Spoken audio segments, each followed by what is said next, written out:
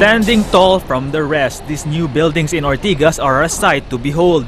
The BSA Twin Towers is now officially the tallest twin towers in the Philippines. Timothy Johnson, chairman of the Chicago-based Council on Tall Buildings and Urban Habitat, flew to Manila to personally declare the achievement of the Twin Towers.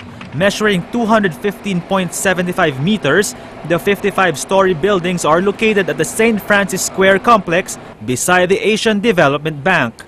One thing that is important for countries around the world, and specifically cities, great cities like Manila, is to have a vibrant and a vital urban habitat.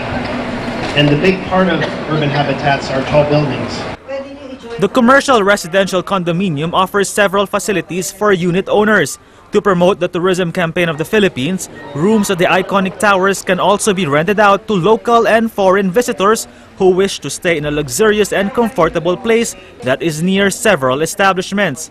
The rise of these twin towers signals the growth of the Philippine economy, which has seen the rise of many real estate properties over the past years.